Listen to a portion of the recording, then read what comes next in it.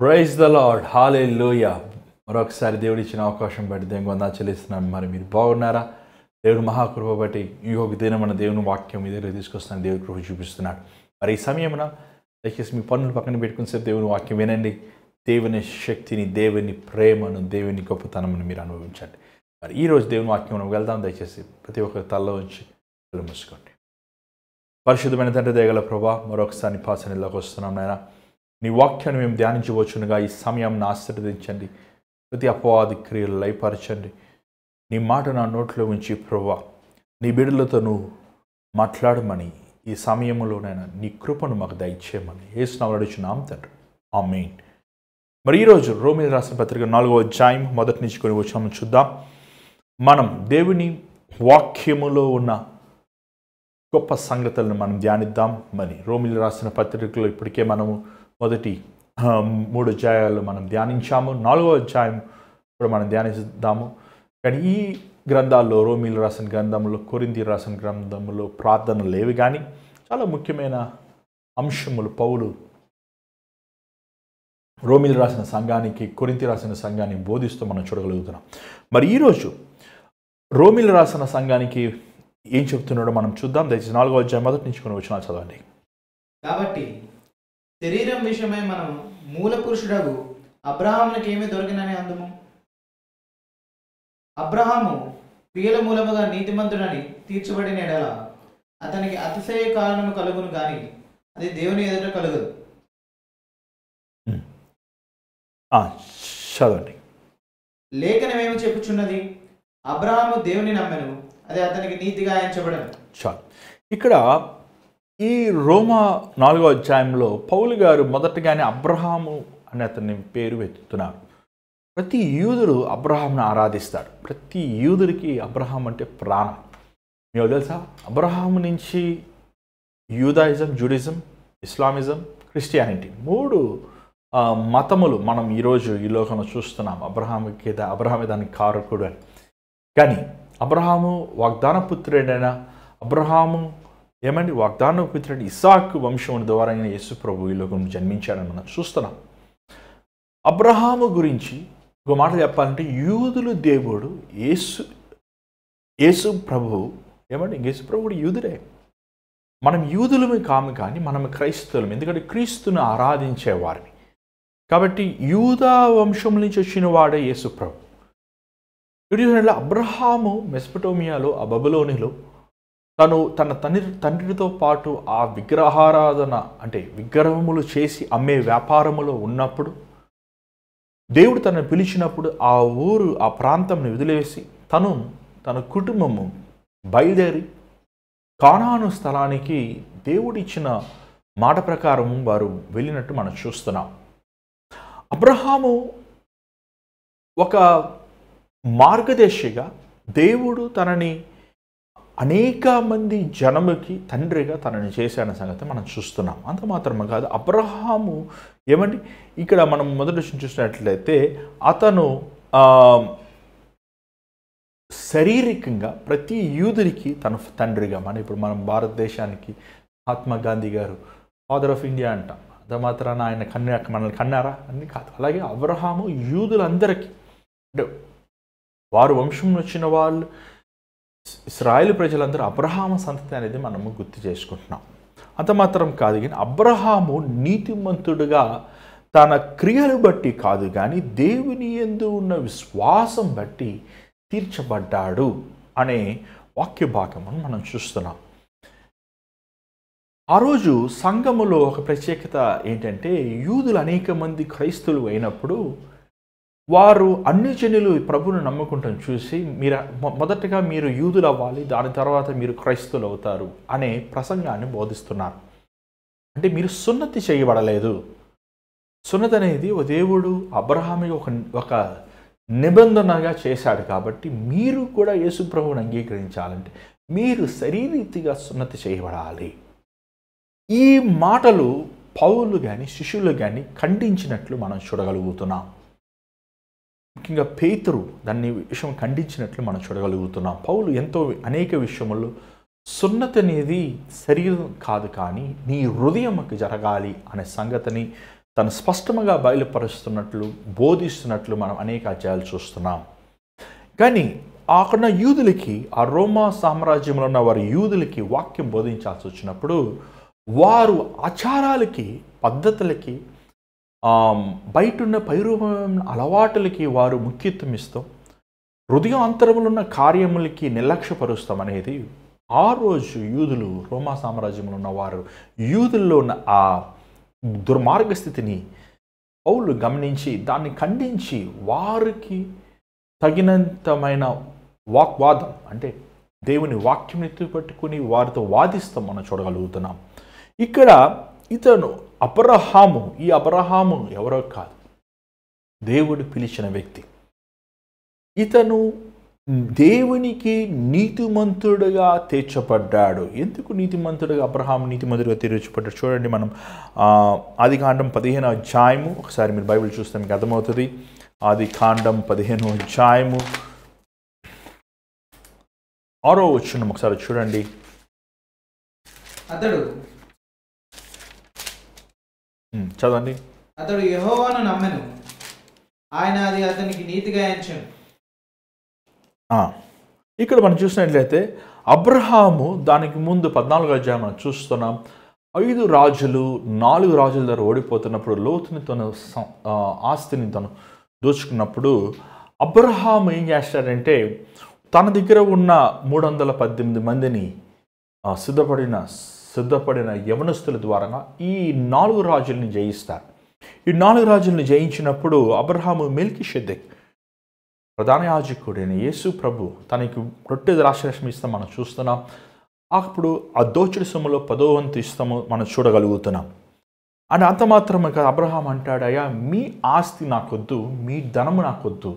ఆ రాజులు అంటారు, అయ్యా మీ డబ్బు తీసుకోండి, మమ్మల్ని మా ప్రాణాలను వదిలేయండి అన్నప్పుడు నాకు ₹1 చిన్న గవ్వ కూడా మీరు నాకు ఇవ్వద్దు దయచేసి, దేవుడు నన్ను రేపు ఆశీర్వదిస్తే మీరిచ్చిన సొమ్ము అంటారు అని చెప్పి అబ్రహాము వారి దగ్గర నుంచి తీసుకోడు. అంత మాత్రమే కాదు, మీరు చూసినట్లయితే 15వ అధ్యాయంలో దేవుడు అబ్రహాముకి వాగ్దానం చేస్తున్నట్లు మనం చూడగలుగుతున్నాం. నువ్వు భయపడవద్దు అబ్రహాము, నేను నీ కీడముగా ఉంటాను, నేను బహుగా ఆశీర్వదిస్తాను. ఎందుకంటే అన్ని రాజుల ముందు వారు ధనముని ఆశించలేదు, యథార్థంగా ఉంటాం మనం చూడగలుగుతున్నాం.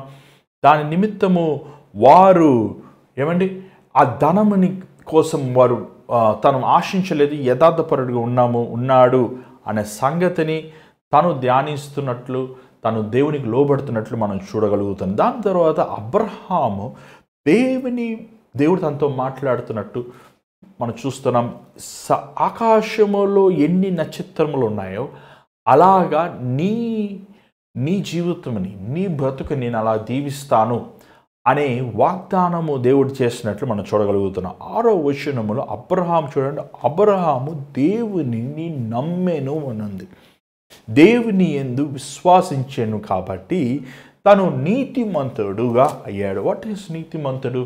To do what is right, సరైనది ఏదో చేయాల్సింది, అది నీతిమంతుడు. నీతిమంతుడు అన్నవాడు తను పరిశుద్ధుడు, పవిత్రుడు అయినవాడు. యోబు నీతిమంతుడు అని మనం చూస్తున్నాం. వేకువజామున లేచి తన పిల్లలకి నిమిత్తం పాపం చేశారు ఏమో చెప్పి దేవునికి బలిస్తాం చూడగలుగుతున్నాం. కానీ అబ్రహాము తను పనుల ద్వారంగా నీతిమంతుడయ్యాడా? లేదు. ఈరోజు ఎన్నో పనులు ఏంటంటే, నువ్వు సున్నతి చేయబడ్డావు, నువ్వు ఆచారం వెంబడించావు కాబట్టి, లేకపోతే నువ్వు మంచి అలవాట్లు అన్నదానాలు చేసావు కాబట్టి, లేకపోతే నువ్వు పుణ్యకార్యాలు చేసావు కాబట్టి, లేకపోతే వారిని నువ్వు మంచి మార్గాన్ని నడిపించావు కాబట్టి నువ్వు నీతిమంతుడు అనేది ఎక్కడ బైబిల్లో రాయబడలేదు. మనము నీతిమంతులు ఎప్పుడు అవుతామంటే, మనము అబ్రహాము ఎలాగే దేవుని యందు విశ్వాసం ఉంచానో అలాగనే మనము ఈ క్రీస్తు యందు విశ్వాసం ఉంచినప్పుడు మనము నీతిమంతులు అవుతామనే సంగతిని చెప్తున్నాడు. చూడండి 4వ వచనం చదవండి దయచేసి. పనిచేయువానికి జీతము రుణమే గాని దానమని ఎంచబడదు. పనిచేయక భక్తిహీనుని నీతిమంతునిగా తీర్చువాని యందు చదవండి. విశ్వాసముంచువానికి వాని విశ్వాసము నీతిగా ఎంచబడుచున్నది.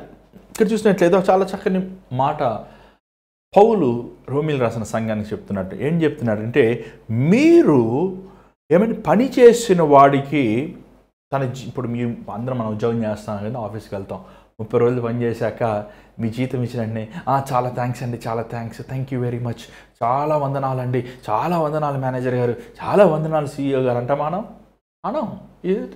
ఇది మన కూలీ, వి డిజర్వ్ ద వేజెస్. మనం 30 రోజులు పనిచేసినప్పుడు ఆ 31 రోజు మనం పొందుకోవాల్సిన ధనం అనేది ఏమంటే మనము పొందుకోవాల్సిందే. మనము దానిని ఏమండి అది ఇవ్వాల్సిందే, మనకి ఇవ్వాల్సిన వేజెస్. దానివల్ల మనం కష్టపడి దాన్ని సంపాదించుకున్నాం. అలాగనే ఏమండి ఇది ఒక బహుమానముగా మీకు ఇవ్వబడి. అలాగే ఇక్కడ 5వ వచనం చూసినట్లేదు అంటున్నాడు ఏమండి, దేవుని యందు విశ్వాసము మనల్ని నీతిమంతులుగా మార్చిందే కానీ మన క్రియల వల్ల మనం విశ్వాసములుగా అవ్వలేదు, లేకపోతే నీతిమంతులుగా అవ్వలేదు. ఒక మాటలు చెప్పాలంటే, మీకు అర్థమయ్యేలాగా చెప్పాలంటే, ఇక్కడ చూసినట్లయితే విశ్వాసము కనికరము ఏమండి, పనులు ఆజ్ఞలు, వర్క్స్ అండ్ ద లా. ఈ విశ్వాసము కనికరము ఈ రెండు ఏమంటారు, మనము ఈ రెండు ఒక విధములో మనము దేవుని సంపూర్ణమైన చిత్తము పొందుకుంటాము కోసం మనం కలిగి ఉండాలి. ఫర్ ఎగ్జాంపుల్ చూసినట్లయితే గ్రేస్ అండ్ ద లా, ఈ రెండు ఒక ప్రిన్సిపల్స్ అంటారు. ఏమండి, కనికరము, చట్టం ఎక్కడ ఉంటుందో అక్కడే కనికరం ఉంటుంది, కనికరం ఎక్కడ ఉంటుందో అక్కడ చట్టం ఉందన్నమాట. ఇప్పుడు మనము తప్పు చేయకుండా మన మీద ఎవరు కనికరం చూపించరు, కానీ నువ్వు తప్పు చేసావని నువ్వు దేని నియమముతో చెప్తావు? చట్టము. ఏ చట్టము? దేవుని ఆజ్ఞల ప్రకారము ప్రతి ఒక్కడు దేవుని మహిమను కోల్పోయాడు. We broke every law of God. మనమందరము దేవుని ఆజ్ఞలు మీరిన వారమే, మనమందరము దేవుని కట్టడలు తొలగిపోయిన వారమే. కానీ ఆ కట్టడలు మనం మీరినప్పటికీ దానికి రావాల్సిన మరణము, దానికి రావాల్సిన ఏమంటే శిక్ష అయిన మరణం, ద వేజెస్ ఆఫ్ సిన్, పాప శిక్ష ఏంటి? మరణము. ఆ మరణమని, నిత్యమైన మరణమని, నిరంతరమైన దేవుని సన్నిధిలోంచి తొలగించబడే ఆ మరణమని తండ్రి అయిన దేవుడు ఆ దినమున కుమారుడైన యేసు ప్రభు మీద ఆ మరణముని మోపాడు. అంటే ఏమంటే మనలో ఈరోజు మనము ప్రభు కనికరిస్తున్నప్పుడు దానికి చట్ట ప్రకారముగా మనము దేవుని వాక్యము అవిధేయులయ్యాము కాబట్టి దేవుడు తన కుమారుడు చిందించిన రక్తము ద్వారంగా ఈరోజు మనల్ని కనికరం చూపించగలడు. అంటే కనికరం అంటే అసలు నువ్వు పాపిగవే కాదు, నువ్వు పాపి ఏమంటే నువ్వు తప్పు చేయని వాడగానే, నువ్వు దుర్మార్గమైన స్థితి కలిగినప్పటికీ, నువ్వు మరణించాల్సినప్పటికీ, నువ్వు దేవుని ద్వేషిస్తున్నప్పటికీ దేవుడు ఆ సమస్తముని కొట్టివేస్తమే ఆయన చూపించే విస్తారమైన కనికరం. ఇంకొకటి విశ్వాసము, పనులు. ఈ విశ్వాసము, పనులు అనేది ఈ రెండు ఏమంటే మనము దేవునితో సహవాసము పొందుకోవాలంటే, దేవుని ఎదుట మనం నడవాలంటే లోకరీతైన పనులతో మనము, లోకరీతైన పద్ధతులు, పని అంటే వర్క్స్ అంటే ఏమంటే మన ఆచారం, మన పద్ధతుల ప్రకారము మనము పరలోక రాజ్యముని సంపాదించుకోలేము. చూడండి, పరలోకానికి వెళ్ళాలంటే ఒకడు మొదటగా దేవుని రక్తముతో కడగబడాలి, శుద్ధి చేయబడాలి. ఆయన చూపించే కనికరము ద్వారంగా విశ్వాసముతో మనము దేవునితో నడిచినప్పుడు ఆయన పరలోక రాజ్యానికి వెళ్తాం. ఈ మాటలు వీరికి చెప్తున్నప్పుడు వీరు అబ్రహాము సున్నతి చేయబడినాడు కాబట్టి నీతిమంతుడు కాదయ్యా, అబ్రహాము దేవుని యందు విశ్వాసం ఉంచాడు కాబట్టి నీతిమంతుడు అయ్యాడు అనే సంగతిని చెప్పాడు. అంత మాత్రం కాదు, 6వ వచనములో దావీదు గురించి కూడా చెప్తున్నాడు. ఎందుకంటే యూదులు అబ్రహాము తర్వాత దావీదుని ఎక్కువగా విలువ ఉంచుతారు. దావీదుని వారు ఏమంటే ఎంతో గౌరవిస్తున్నట్టు ఈ రోజుకి మనం చూస్తున్నాం. దావీదు ఏం చెప్పాడో చూడండి. ఆ ప్రకారమే క్రియలు లేకుండా ఉమ్, దేవుడు ఎవరిని నీతిమంతుడుగా ఎంచునో ఉమ్, ఆ మనుష్యుడు ఆ, ధన్యుడని దావీదు కూడా చెప్పుచున్నాడు. ఉమ్. చదవండి. ఎలాగనగా ఆ, తన అతిక్రమములకు పరిహారం నొందినవాడు, ఉమ్, తన పాపమునకు ప్రాయశ్చిత్తం నొందినవాడు ఉమ్. ధన్యుడు. ఇక్కడ చూసినట్లయితే దావీదు కీర్తన 32వ అధ్యాయం 1-2 వచనాల్లో మనం ఈ మాటలు చూస్తున్నాం. ఆయన ధన్యుడు అంటున్నాడు. The blessed. ఎవరు బ్లెస్డ్? ఆస్తులు ఉన్నాడు బ్లెస్డ్ కాదు, ఉద్యోగులు ఉన్నాడు బ్లెస్డ్ కాదు, ఏమండి మనం అనుకున్నట్లు భార్య పిల్లలు ఏమండి లోకరీతిన సంపదలు ఉండేవాళ్ళు, అది కాదు బ్లెస్డ్. ఎవరు అతిక్రమములు క్షమించబడినయో, ఎవరు పాపములు కప్పబడినయో, అంటే యేసుప్రభు రక్తము ద్వారంగా మన పాపములు మన అతిక్రమం. యెషయా 53వ అధ్యాయం ఇదే మాట మనం చూస్తున్నాం చూడండి. యెషయా 53వ అధ్యాయము 5వ వచనం ఒకసారి ఈ మాట మనం చూద్దాం ఒకసారి. యెషయా 53వ అధ్యాయము 5వ వచనం ఒకసారి చదవండి. మన అతిక్రమ క్రియలను బట్టి అతడు గాయపరచబడను, మన దోషములను బట్టి నలగొట్టబడను, మన సమాధానార్థమైన శిక్ష అతని మీద పడను, అతడు పొందిన దెబ్బల చేత మనకు స్వస్థత కలుగుచున్నది. ఇక్కడ చూసినట్లయితే దావీదు అంటున్నాడు, మన అతిక్రమములు క్షమించగలిగిన యేసు ద్వారంగా, మన పాపములు తుడిచివేయబడిన యేసు ప్రభు రక్తము ద్వారంగా మనము ఆశీర్వదించబడ్డాము, మనము నీతిమంతులుగా మారాము. ఏమంటే నువ్వేదో ఒక ఆజ్ఞలు ఫాలో చేసేసి, నువ్వేదో రూల్స్ ఫాలో చేసేసి, నువ్వేదో మంచి కార్యాలు చేసేసుకుంటే అప్పుడు యేసుప్రభు ఎందుకు మనకి? యేసుప్రభు కృప ఎందుకు? యేసుప్రభు కనికరం ఎందుకు? మనము ఎంత నీతిగా ఉండాలనుకున్నా మన నీతి మురికి గుడ్డ లాంటిది దేవుని ముందు. మన నీతిలు, మన అవిధేయతలు, మన దుర్మార్గం చూడండి. దేవుని కట్టడలు, దేవుని లా, దేవుడు ఒక ఏమంటే ఒక ఆర్డర్ ఉంది, లా అండ్ ఆర్డర్ ఉంటుంది ఆయనకి. కానీ ఆయన కట్టడలు మనం ఎవరు ఒకటి కూడా పాటించలేమండి, పాటించలేము. ఎందుకంటే మనం పడిపోయిన స్వభావం, పడిపోయిన వారిని. అందుకే all have fallen short of glory of God. ప్రతి ఒక్కడు దేవునికి అవిధేయైన వారే, దుర్మార్గంలో ఉన్నవారే.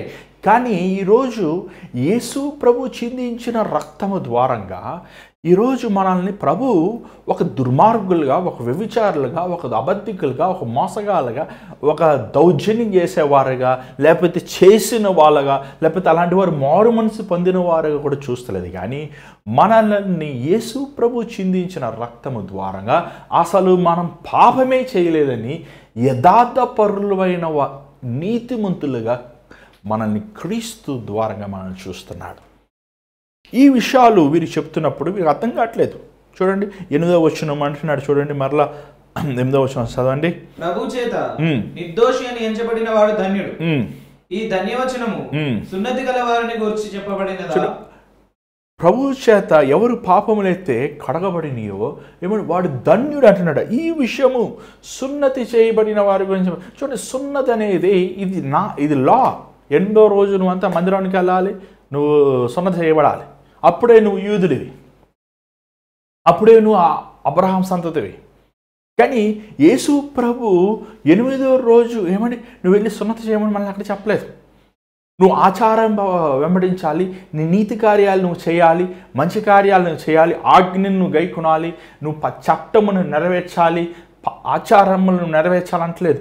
నువ్వు విశ్వాసము ద్వారంగా నీ మాట ఇక్కడ చూసినట్లయితే you believe, if you believe in the lord, నువ్వు యేసు యందు నువ్వు సంపూర్ణంగా సమర్పించుకునే ద్వారంగా నువ్వు యేసుతో నువ్వు మిళితం అవుతున్నప్పుడు నువ్వు యథార్థపరుడు అవుతావు. You believe in the lord Jesus Christ. నువ్వు విశ్వాసం ఉంచినప్పుడు ప్రభు యందు బిలీవ్ అన్న మాట సరెండర్ అయిపోయినప్పుడు దేవుడికి నువ్వు సంపూర్ణంగా నీ ఆలోచనలు, నీ మాట, నీ ప్రవర్తన సమస్తము దేవుని పట్ల నువ్వు సమర్పించుకున్నప్పుడు నువ్వు ఒక నీతిమంతుడుగా తీర్చబడతావు. అబ్రహాము సున్నతి ద్వారా నీతిమంతుడుగా తీర్చబడలేదు, కానీ అబ్రహాము తన విశ్వాసము ద్వారంగా తీర్చబడ్డాడు. చూడండి ఇక్కడ ఒక చాలా ముఖ్యమైన అంశం ఉంది. అబ్రహాముకి ఇస్సాకు 100 సంవత్సరాలప్పుడు పుట్టాడు, శారాకి 99 సంవత్సరాలప్పుడు పుట్టాడు. అంటే మనుష్యుడి శరీరము రీతిగా it's impossible to have children. ఇప్పుడే అంటే డాక్టర్స్ 40 సంవత్సరాలు 45 వచ్చినప్పుడు పురుషులు కూడా పిల్లలు కనలేకపోతున్నారు, ఏమంటే అలాంటి అంతవరకు ఆగద్దు, త్వరగా వివాహం చేసుకోండి అని చెప్తున్నారు. కానీ ఇక్కడ చూసినట్లయితే అదే మనం చూస్తున్నాం. చూడండి 19వ వచనం ఒకసారి చూడండి ఒకసారి. మరియు అతడు విశ్వాసమునందు బలహీనుడు కాక రమారమి 100 ఏళ్లు వయసు గలవాడై ఉండి అప్పటికి తన శరీరము మృతుతుల్యమైనట్టును సారా గర్భమును మృతుతుల్యమైనట్టును ఆలోచించును గాని అవిశ్వాసం వలన దేవుని వాగ్దానమును గూర్చిన సందేహింపక దేవుని మహిమపరిచి ఆయన వాగ్దానము చేసిన దానిని నెరవేర్చుటకు సమర్థుడని రూఢిగా విశ్వసించి విశ్వాసం వలన బలమునందను. అందుచేత అది అతనికి నీతిగా ఎంచబడను. చూసారా, ఇతను శరీరీతిగా హౌ ఇస్ దిస్ పాసిబుల్? ఒక 100 సంవత్సరాల వ్యక్తి, 99 సంవత్సరాల ఆమె ఒక కుమారుని కంటం, అసలు స్త్రీ ధర్మం ఆగిపోయింది అప్పటికి. సాధ్యమా? అసాధ్యం, ఇది ఇంపాసిబుల్ ఇది. కానీ తను విశ్వాసమని మానవుడు ఆలోచనల మీద, మానవుడు శరీరం మీద, లేకపోతే తనకు గ్రహించుకున్న గ్రహింపు మీద ఉంచలేదు, కానీ తను విశ్వాసము దేవుని వాగ్దానాల మీద ఉంచాడు. అందుకే అబ్రహాము నీతిమంతుడిని తీర్చబడ్డాడు. దేవుని మీద, దేవుని వాగ్దానాలు, దేవుడి కట్టడల మీద, దేవుని ఆజ్ఞ మీద, దేవుడు ఏం చెప్తాడు అది ఫైనల్. అసలు అసాధ్యమైన ఇంపాసిబుల్ సిచ్యువేషన్ అది. కానీ తను దేవుని యందు విశ్వాసం ఉంచాడు కాబట్టి అది సాధ్యపరిచాడు. చూడండి, మనము ఎప్పుడైతే నీతిమంతులు అవుతామంటే, నువ్వు వాక్యంని చదువుతాం మాత్రం సరిపోదు. నువ్వు వాక్యంని చదివి దాని ప్రకారం గైకొని నీ విశ్వాసము, నేను యేసు యందు విశ్వాసం ఉంచుతున్నానంటే నిన్ను నువ్వు యేసు ప్రభుకి సంపూర్ణంగా, అంటే it is completely against what we see. మనం ఏమి చూస్తున్నామో దానికి విరోధమైనవి తలంపులు, విరోధమైన పరిస్థితులకి మనము ఎదురుగా వెళ్తున్నప్పుడు యేసు యందు విశ్వాసముతో ఇది నెరవేరుతుంది, ఇది దేవుడు వాగ్దానం నాకు ఇచ్చాడు, ఇది సాధ్యపరుస్తాడు అని నువ్వు ప్రభు యందు మాత్రమే నిరీక్షించినప్పుడు నువ్వు నీతిమంతుడిగా అవుతావు. చాలా విషయాలు మనకు అసాధ్యమై ఉంటాయి. చాలా విషయాలు మన జీవితంలో, చాలా విషయాలు మనకు అసాధ్యమై, కానీ దేవుడు వాగ్దానం ఇచ్చి ఉంటాడు. కానీ మన చాలాసార్లు ఆ దేవుని వాగ్దానం మన జీవితంలో నెరవేరబోతానికి కారణం ఏంటంటే మనలో ఉన్న విశ్వాసం, మనలో ఉన్న ఆ నిర్లక్ష్యతనం, మనలో ఉన్న అవిశ్వాసం. దేవుడు వాక్యం మన సెలవిస్తుంది ఏమండి, ఒక విశ్వాసం ఉంచాలి. వారి విశ్వాసము యూదులు, అదనమున యూదులు అని వారు విశ్వాసము సున్నతి మీద ఉంచారు. అది పౌలు కొంచెం కఠినంగా మాట్లాడాల్సి వచ్చింది. చూడండి ఏమన్నాడు 10వ వచనంలో, చూడండి ఏమన్నాడు, చూడండి 10వ వచనంలో. మంచిది, అది ఏ స్థితి యందు ఎంచబడను? సున్నతి కలిగి ఉండినప్పుడా, సున్నతి లేనప్పుడా? సున్నతి కలిగి ఉండినప్పుడు కాదు, సున్నతి లేనప్పుడే. మరియు సున్నతి లేని వారైనను నమ్మిన వారికి అందరికీ అతడు తండ్రి అగుట వలన వారికి నీతి ఆరోపించుటకై అతడు సున్నతి పొందక మునుపు తనకు కలిగిన విశ్వాసం వలననైనా నీతికి ముద్రగా సున్నతి అని గుర్తు పొందను. అంటే ఏమంటున్నాడు? నువ్వు సున్నతి ముందు జరిగిందా, లేకపోతే విశ్వాసముగా నీతిమంతుడిగా ముందు తీర్చబడ్డా? ముందు నీతిమంతుడిగా తీర్చబడ్డాడు ఆయన. 15వ అధ్యాయం మనం చూస్తున్నాం.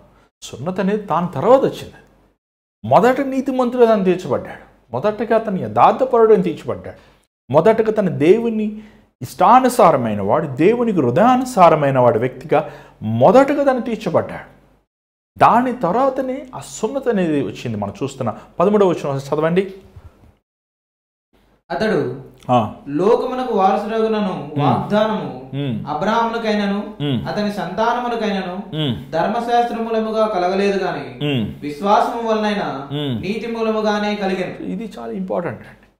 మనకి వాగ్దానము, దేవుడు ఏం వాగ్దానం ఇస్తున్నాడు అది ఇంపార్టెంట్.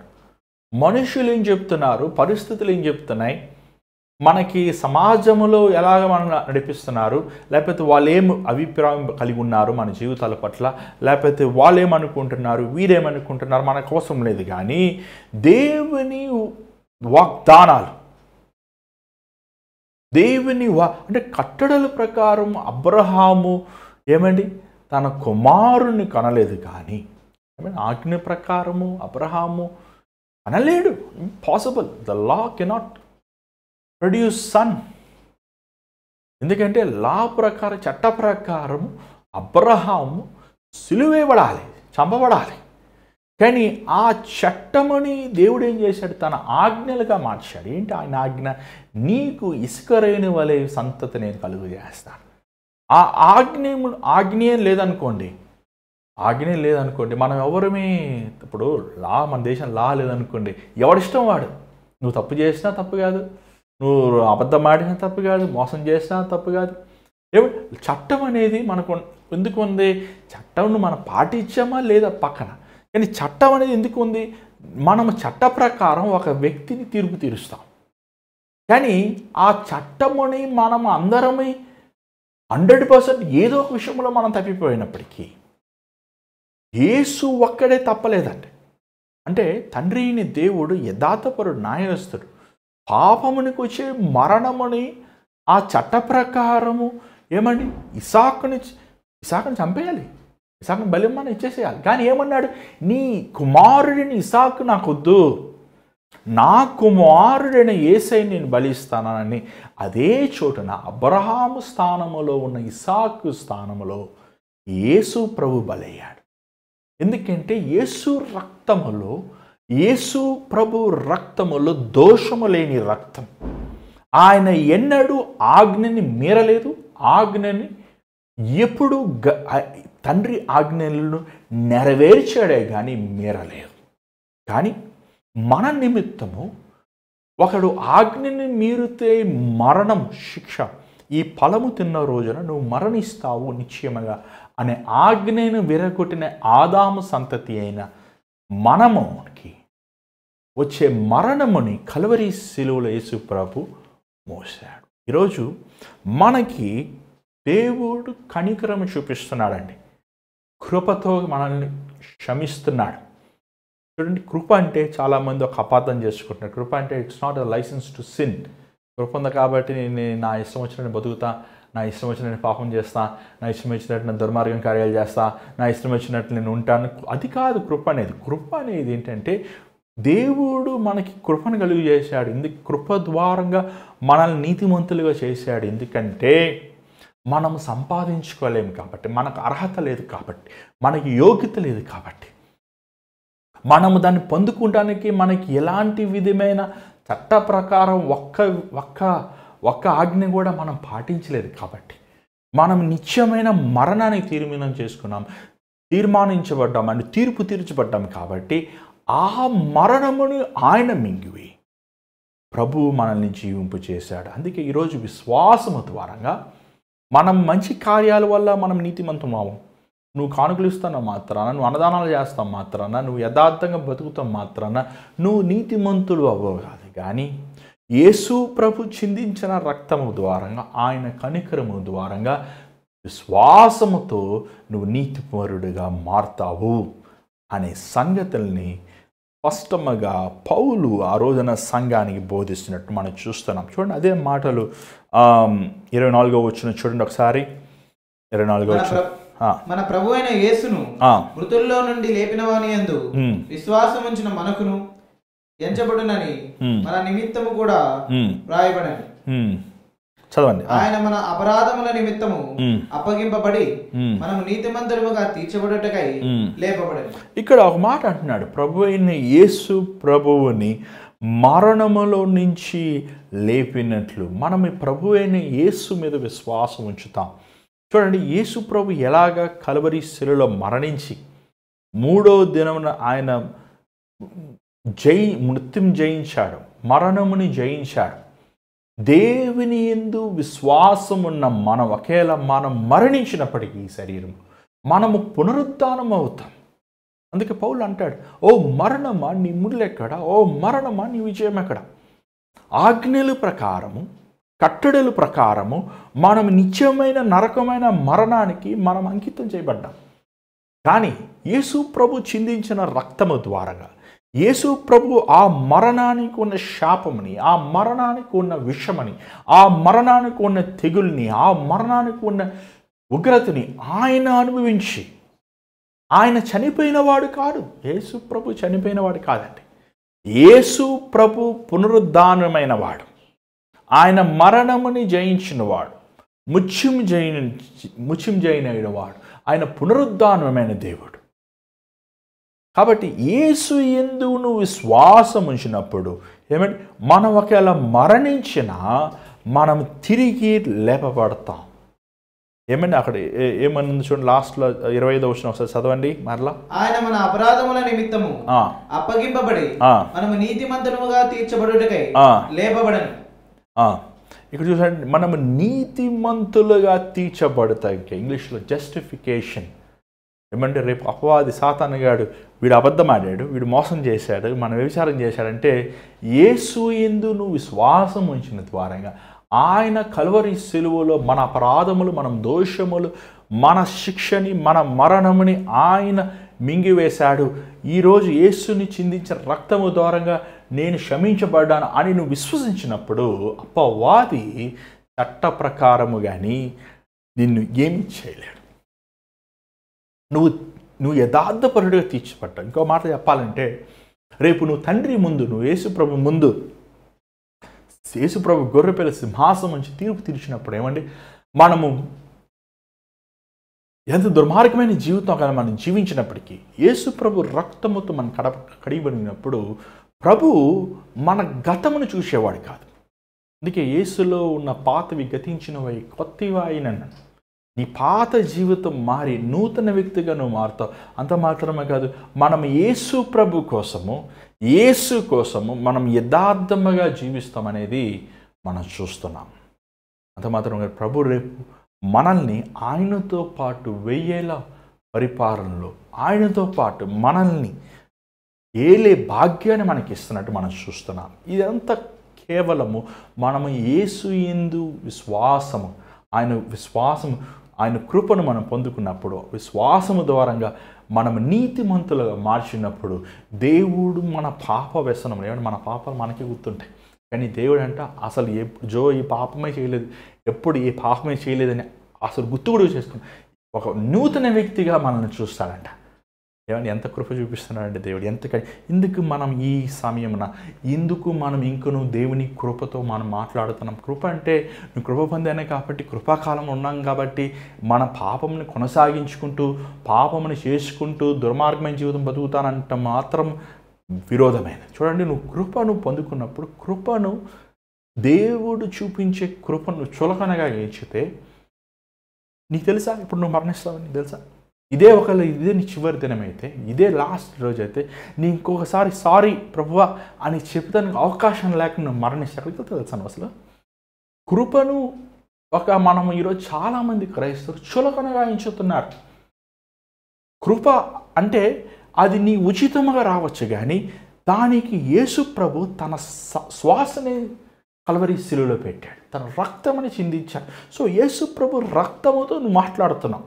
నువ్వు ప్రతిసారి ఒక పాపం చేస్తూ అయ్యా ఒక దుర్మార్గమే కాదు చేసి ప్రభాన్ని క్షమించేసే అంటే ఆయన వాక్యముని, ఆయన శరీరాన్ని, ఆయన చేసిన యాగమని ఒక ఎగతాళగా నువ్వు చూసుకుంటున్నావు. బైబిల్ మనం చూసినట్లయితే ఎవడైనా తండ్రిని ఎరిగి పాపములు, చూడండి యోహాను సువార్త 1 యోహాను మాటలు మనం చూస్తున్నాం. ఒకసారి ఆ మాట చూడండి, 1 యోహాను 3వ అధ్యాయము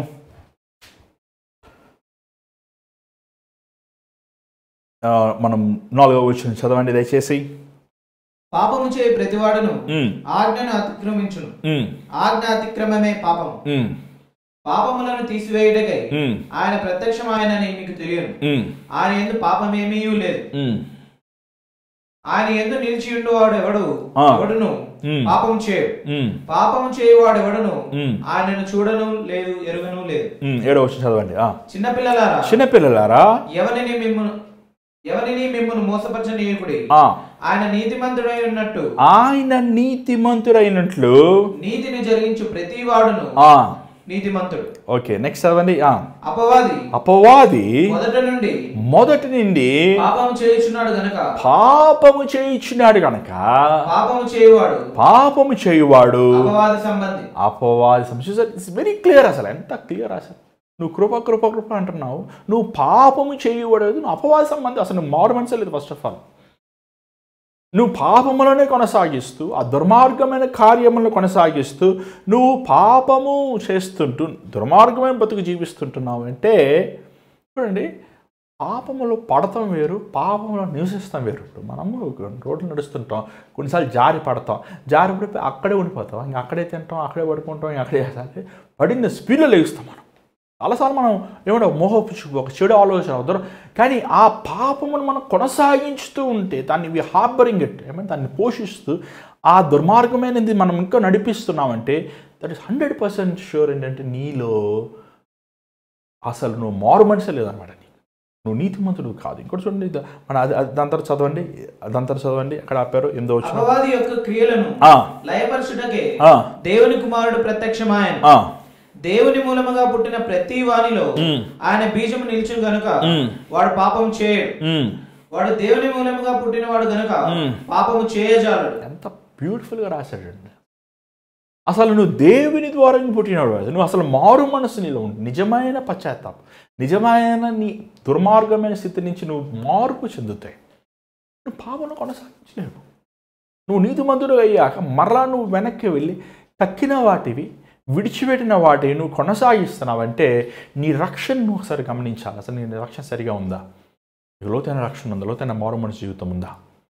లోతైన యథార్థమైన బ్రతుకు నీకు ఉందా అనేది మనం గమనించాలి. ప్రియమైన దేవుని బిడ్డలారా, దయచేసి మోసపోవద్దు. మంచి దినముల్లో ఉన్నాము.